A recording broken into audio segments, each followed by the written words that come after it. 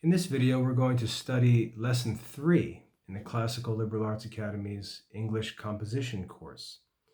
So far, we've looked at 2 lessons, and the first lesson we talked about common problems in composition courses, namely that students are asked to write about topics they're not interested in.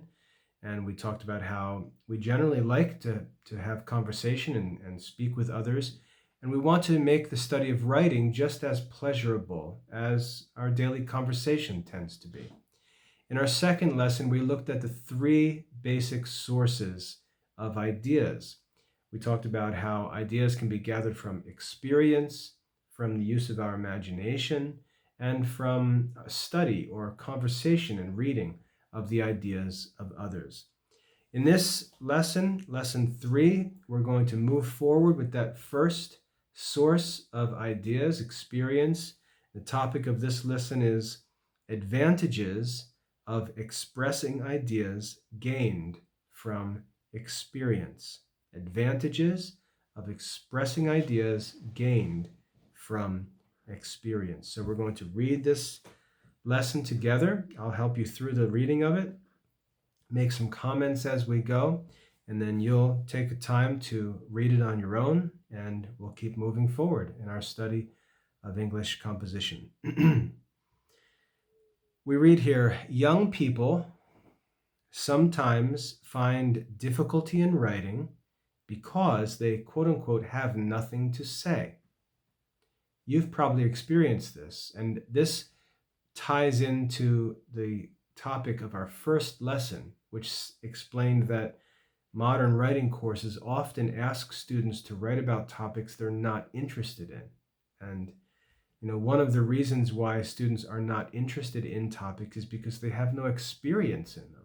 And the things that they do have experience in are not the kind of topics that teachers ask students to write about. So I used to tell my students the reason why you can't write well is because you just don't know enough. You don't have enough experience. Your studies aren't broad enough. You don't know history, for example. You may not know the Bible. You may not be able to write about Christian topics. You don't know enough moral philosophy to write about moral issues. You don't know enough about government or political philosophy to write about political issues.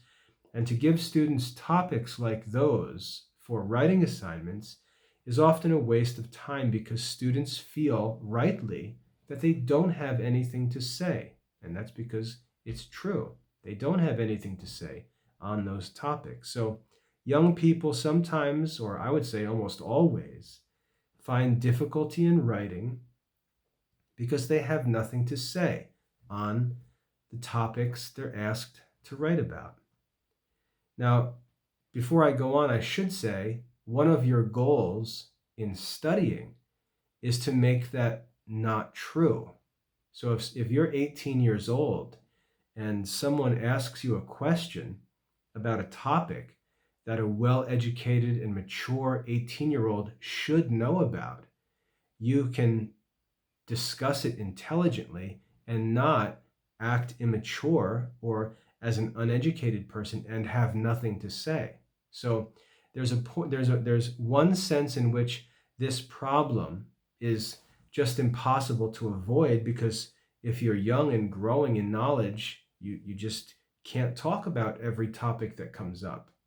But there's another sense in which this becomes a problem that is a student's fault, because by their lack of study of topics and subjects which they really should be studying but maybe aren't, they don't have anything to say on topics that they should have something to say. So one of the goals of your studies is to develop your mind and your experience so that you do have intelligent things to say, or well-formed, even if they're developing, as of course they are when you're young, but they should be well-formed ideas or judgments about important questions that are a test of your maturity and of your intellect as you enter into adulthood. So saying young students have nothing to say is true, and it's unavoidable because you're just young. But at the same time, that knowledge should be developing so that you are developing something to say on important topics. Usually, if you're planning to apply to college or even in a job interview as you get older, um, the questions are tests of your intellectual interest, whether you're interested in studying, whether you desire knowledge, whether you desire wisdom, whether you want to help your community, whether you are mature and responsible about work, whether your plans for life are realistic and mature and responsible.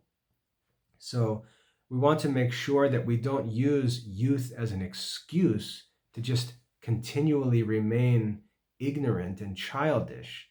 But it is a fact that young students often struggle with writing because they don't know what to say or they don't have anything to say. And while that's true, remember, you should be working as hard as you can to make that not the case as far as you can control things. So it may be true, but we want to eliminate that. That's one of the reasons why we're studying and working and learning and praying and developing wisdom and experience and understanding and knowledge so that we do have something to say, especially on important subjects. The writer goes on to say, such a reason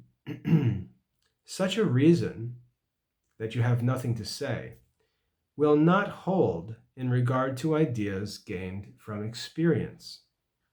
Everyone has a multitude of experiences every day. They're all different, of course, but everyone has a multitude of experiences every day and wishes to tell about some of them. Many of the things which happen to you or to your friends or to your family members, especially some which occur outside of the regular routine of schoolwork or family life, are interesting and worth telling about. Thus, experience furnishes an abundance of material suitable for composition purposes, and this material is of the best because the ideas are sure to be your own. The first requisite or the first requirement of successful composition is to have thoughts of your own. The expressing of ideas that are not your own is mere copy work and seldom worth doing. So what the author is pointing out here is that every one of us does have some unique, interesting material or ideas to talk about. And that interesting, unique information is our own individual experience. Okay, so your daily experience is unique, and your ability to talk about your daily experience makes your conversation unique and interesting. You most likely do experience things and know about things that I have never experienced and that I may not know about. And I would love to learn about them. I would love to hear you explain to me different experiences from your life or things that you know about or things that your family members do that mine don't, that I don't know about, that I haven't experienced. That's what makes for interesting conversation. That's one of the reasons why it's so much fun to get to know people and talk to people, because our experiences are all different, and it's very interesting to learn from the experiences of other people. It makes us wiser, helps us to understand people more, helps us to understand the world more, and you can contribute to that learning of other people by sharing your unique experiences. All right, the author said, experience furnishes an abundance of material suitable for composition purposes. And this material is of the best kind because the ideas are your own. You're not writing what you think someone wants to hear, or you're not trying to share something that you read from someone else. You're able to talk about things that you really understand and that you you know all the details of because they're your unique experience. So that information, those ideas which you've gained from your experience, are some of the best to look for or to look through for content for composition. All right, the first requirement of successful composition is to have thoughts of your own. And the first place to look for those thoughts, those unique thoughts of your own to write about, is your own experience. The writer goes on to say, ideas acquired through experience are not only interesting and your own, but they are likely to be clear and definite. Not only is knowledge gained from your experience interesting and your own unique information, but it's also likely to be clear and definite. You know what you do. You know what you see. Or if you do not, the effort to express your ideas so that they will be clear to others will make you learn to observe more closely for yourself. So the things that you experience, you can write about them clearly because you saw them and you heard them and smelled them and felt them, and you know them from experience. You're not trying to make something up. That's one of the reasons why lying often doesn't work, is because a person who's lying usually can't think of the details well enough to speak clear and definitely about whatever he or she is lying about. But when you speak about your experiences, you can speak clearly and definitely about them. And that's another benefit of writing and speaking about your experiences. And it's important to note what the author says here. He says that if you do struggle to write about your experiences, it will help you to realize that you need to take time to pay more attention to things you do experience. For example, if your family is going on a trip somewhere, you could just sit in the back of the car and not pay attention. You could just, take a phone and just listen to music, the same music you listen to at home, and you can sit there and just stare at the back of the seat in front of you and not pay attention to the trip you're taking.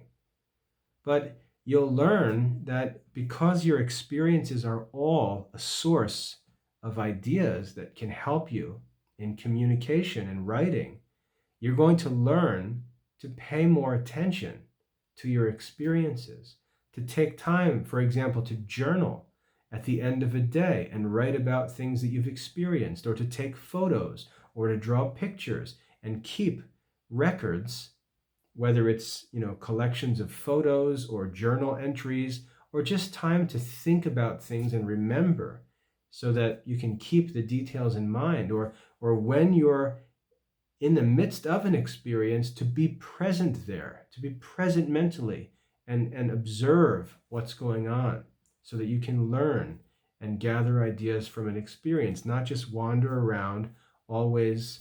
My mother used to call us space cadets. It meant you just never pay attention. You're just wandering around, staring into space.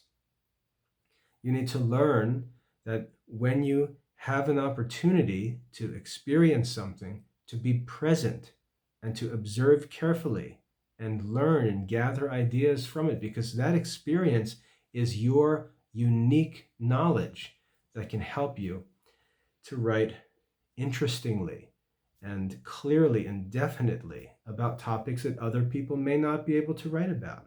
Okay? The author goes on to say, still, another advantage comes from the fact that your experiences are not presented to you through the medium of language. They're not presented through language. That's another advantage of gaining ideas through experience.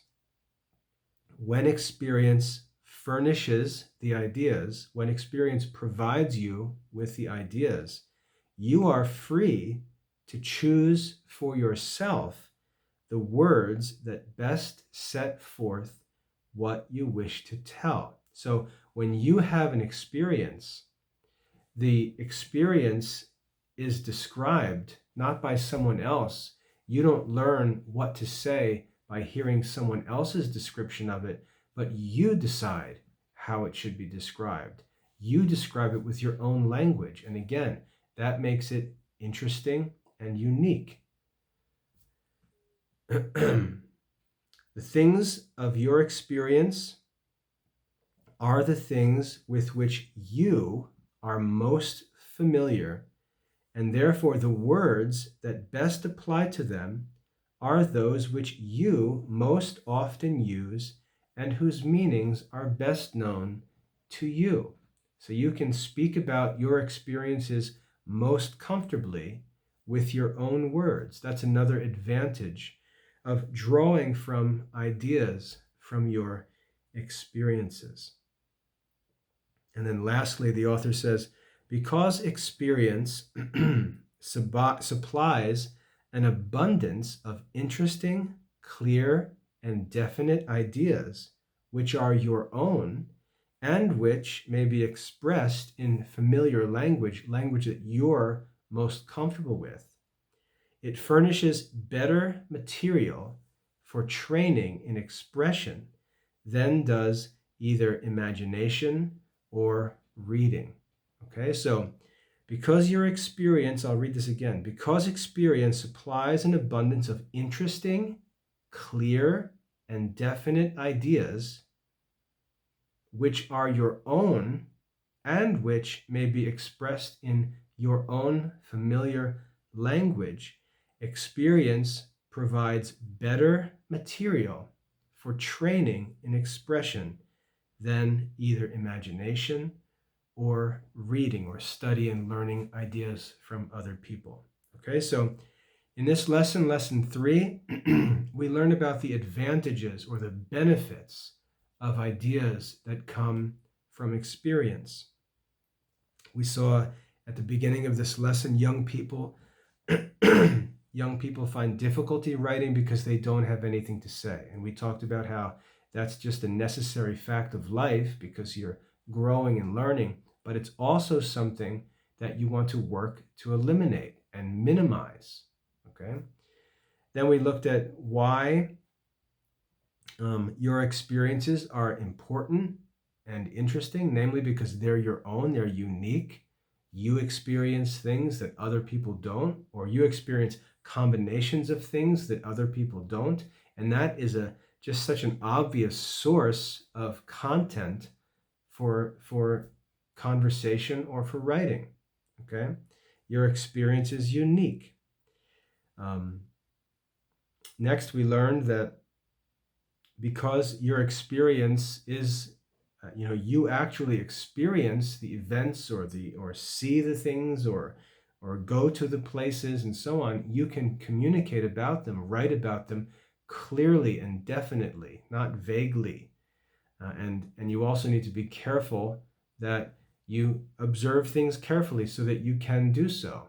And I talked about different ways we can do that, just by paying attention, by being present, by putting the camera away or by turning the music off and paying attention to what's going on, by taking pictures and keeping records, by journaling about things.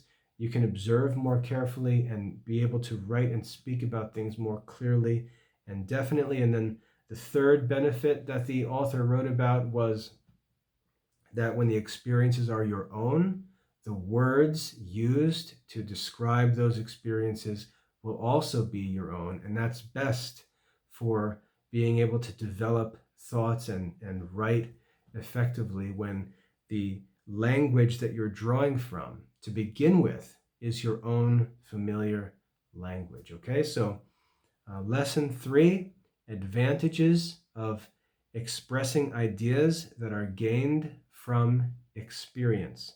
Take time to read through this lesson for yourself.